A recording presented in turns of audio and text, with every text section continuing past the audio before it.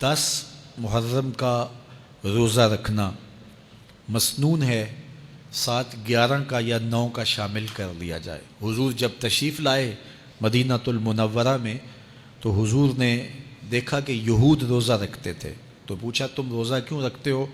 تو انہوں نے کہا کہ حضرت موسیٰ علیہ السلام کو قبطیوں سے اس دن نجات ملی تھی۔ تو فرمایا حضرت موسیٰ علیہ السلام کا حق ہمارے اوپر زیادہ ہے۔ تو حضور نے روزہ رکھا اور پھر فرمایا کہ اگلے سال اللہ نے چاہا تو ہم ساتھ ایک روزہ اور شامل کریں گے، تاکہ ان سے مشابہت نہ ہو جائے۔ عددی مشابہت سے بھی بچنے کے لیے حضور نے کہا کہ ہم 2 رکھیں گے۔ تو روزہ اگر عاشورے کا رکھنا چاہیں تو اس کے لیے سنت یہ ہے کہ ساتھ یا 9 کا شامل کریں یا 11 کا شامل کریں۔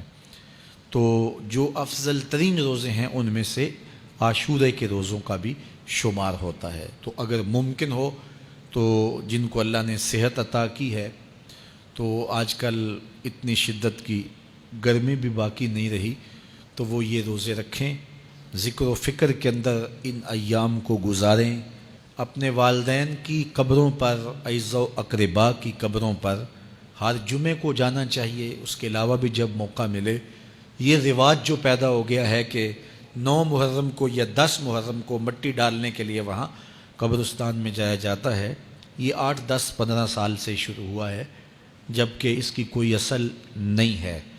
تو اگر آپ روٹین سے جاتے ہیں تو آپ کو ہر جمعے کو جانا چاہیے والدین کی قبروں پر، اور وہاں جا کے ہر جمعے کو سورہ یاسین کی تلاوت کرنی چاہیے۔ تو سال کے بعد صرف 10 محرم کو یا 9 محرم کو جانا، یہ بہرحال اس دور کی ایجاد ہے، یہ کوئی مسنون نہیں ہے اور یہ کوئی سنت نہیں ہے۔ تو روٹین سے اگر کوئی جانے والا ہے تو چلا جاتا ہے تو کوئی حرج نہیں ہے۔ تو باقی یہ بڑے اشرف ایام ہیں، بابرکت ایام ہیں، اور ان کو بہت ساری نسبتیں حاصل ہیں۔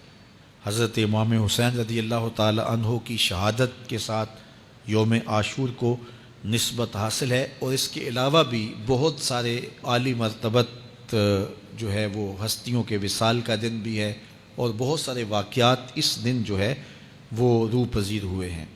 تو یہ اس لحاظ سے بہت ہی بابرکت اور جو ہے وہ مبارک یوم ہے۔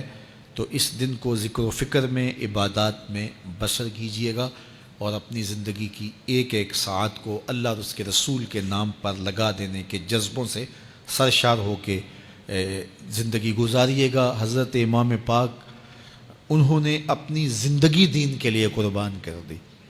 تو یہ 10 محرم ہمیں سبق دیتا ہے، اور ہم اس دن عہد کرتے ہیں اگر انہوں نے اپنے بچے بھی قربان کر دیے اور اپنی اولادیں بھی بھوک اور پیاس میں قربان کر دیں، تو ہم بھی یہ عزم کریں اس دن کہ ہم اپنی ساری زندگی حضور کے نام لگائیں گے، حضور کے دین کے نام لگائیں گے۔